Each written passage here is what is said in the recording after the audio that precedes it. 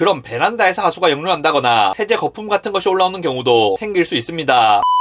빅팁입니다. 보통 집을 구한다고 하면 위치나 가격이나 너비 같은 것을 기준으로 집을 고르는 경우가 많을 겁니다. 이건 뭐 자가든 전세든 월세든 실거주라면 다 비슷합니다. 만약 나머지 조건이 다 같다면 저층부와 고층부 중에는 어느 쪽을 선호하는 분들이 많을까요? 당연히 고층부를 선호하는 분들이 많고, 이건 아파트 매매 가격을 봐도 알 수 있는 부분입니다. 저층부에 사느냐 고층부에 사느냐 이런 부분들은 장단점이 있을 겁니다. 엘리베이터 쓰기에는 저층부가 좋을 것이고, 창밖의 경치를 보자면 고층부가 훨씬 시원할 겁니다. 최고층과 최저층부의 경우 이런 상식적인 부분 말고 고려해야 되는 부분에 대해 잠깐 말씀을 드리겠습니다. 아파트 최저층부와 최고층에 대한 이야기입니다. 일단 아파트의 경우 1층에 살게 되면 화단을 이용할 수 있게 해준다든지 출입구를 따로 준다든지 여러가지 메리트를 주는 경우가 있습니다. 하지만 저는 건물이 최저층부는 별로 추천드리지 않습니다. 사생활 침해 문제가 있다든지 외부 소음 차단이 잘 안된다든지 햇빛이 잘 안든다든지 냉난방에 취약하다든지 이런 부분들은 다들 알고 계실 겁니다. 감내할 수 있는 부분이죠. 그런데 벌레 문제에 대해서도 한번 생각해 보신 적 있으신가요? 화단에 벌레가 사는 것은 너무나 당연한 일입니다. 흙도 있고 식물도 있으니까요. 그런데 저층부에 살면 그런 벌레들이 집에 자꾸 들어옵니다. 물론 방충망이 있고 하수구도 트랩이 있고 나름 과학적으로 다 차단이 되어 있습니다만 어떻게 들어오는지 알 수 없는 경로로 집에 벌레가 들어오게 됩니다. 이게 별것 아닌 것 같지만 여름이 되면 삶의 질이 상당히 떨어질 수 있기 때문에 고려사항에 포함시켜야 합니다. 그리고 매연과 담배 문제도 생각을 해볼 필요가 있습니다. 요즘은 지상공원화 아파트가 많고 금연 아파트도 많지만 지상주차장이 있는 아파트나 빌라라면 자동차 소음이나 매연이 창문으로 들어오기도 합니다. 사람들이 흡연하는 장소가 창문 근처라면 당연히 담배 연기도 집에 들어올 수 있습니다. 쓰레기 분리수거장이 근처라면 진짜 최악일 수 있습니다. 이것도 마찬가지로 별것 아닐 수 있지만 당해본 분들은 굉장한 스트레스라고 합니다. 그리고 저층부의 경우는 하수 문제가 발생할 수 있습니다. 공룡배관에서 쭉 타고 내려온 하수는 저층부에서 수평관으로 연결됩니다. 그런데 이 수평관으로 연결되는 부위 주변이 잘 막힙니다. 막힌 곳 근처의 저층부에서 하수가 역류할 수 있는 겁니다. 내가 뭐 이상한 걸 버리지 않았다고 해도 상층부에 음식물 분쇄기 같은 것을 쓰는 집이 많거나 하수구에 이물질을 버리는 집이 많거나 동물용 모래나 톱밥 같은 게 조금씩 내려오는 경우 수평관이나 그 근처가 막힐 수 있습니다. 그럼 다른 집에서 쓴 물이 우리 집에서 역류할 수 있는 겁니다. 구축의 경우는 이런 일이 생각보다 흔하고 특히 겨울에 수도가 오는 경우가 있는 건물은 얼어서 역류하는 경우도 흔합니다. 물론 이런 부분은 이미 잘 알려진 부분이라 요즘 나오는 아파트들의 경우는 저층부 하수 배관을 따로 빼는 경우도 많습니다. 그리고 괜찮은 아파트들은 통상적인 하수관의 경우 얼지 않도록 잘 조치를 합니다. 그런데 문제는 불법 인테리어를 통해 하수관이 아닌 곳으로 하수를 보내는 집이 의외로 있다는 겁니다. 베란다에 있는 오수관에는 하수를 내보내면 안 되는데 세탁기를 거기 두고 세탁을 한다거나 부엌과 거실의 위치를 바꿔놓고 주방에서 쓴 물을 우수관으로 뺀다거나 다 불법이기는 한데 남의 집이 어떻게 인테리어를 했는지 찾아가서 보기 전까지는 알 수가 없죠. 그럼 베란다에서 하수가 역류한다거나 세제 거품 같은 것이 올라오는 경우도 생길 수 있습니다. 이런 경우가 안 생기면 좋겠지만 만약 하수 역류 문제가 발생하게 되면 삶의 질은 굉장히 낮아지게 됩니다. 한번 문제를 해결했다고 하더라도 또 문제가 생길지 조마조마하면서 살게 되고 이런 일을 일으키는 이웃들을 미워하면서 성격도 나빠지게 됩니다. 이런 부분도 생각을 해봐야 할 겁니다. 다음으로 최상층에 대해서도 생각을 좀 해보겠습니다. 뭐 엘리베이터 쓰기 힘들고 천장 단열 잘 안되니까 난방비 많이 들고 햇빛 직접 받으니까 냉방비 많이 들고 이런 건 다 알고 계실 겁니다. 그런데 또 한 가지 생각해볼 문제는 바로 방수입니다. 옥상 방수층이 깨지게 되면 최상층에 있는 집 천장에 물이 셀 수 있습니다. 우리나라는 여름철 집중호우가 무섭게 몰아치고 태풍도 거의 매년 오기 때문에 보통은 비가 안 셀 상황에서도 비가 셀 수 있는 거죠. 이건 내 돈을 들여서 수리할 것은 아니고 건물 전체 관리 차원에서 수리를 해주기는 하겠지만 일단 집에 물이 새기 시작하면 사람이 정상적인 생활을 할 수가 없습니다. 다른 층에서는 별로 걱정하지 않아도 되는 문제인데 최상층에서는 걱정을 해야 되는 문제인 겁니다. 특히 한번 비가 센 적이 있으면 비가 올 때마다 걱정이 돼서 노이로제에 걸릴 수도 있습니다. 다음으로 결로입니다. 보통 베란다 같은 곳에 단열이 잘 안되면 유리에 물이 맺히거나 하는 경우가 있습니다. 벽 모서리 같은 곳에 물이 계속 맺혀서 곰팡이가 피고 그렇습니다. 결로 문제는 보통 빌라라든지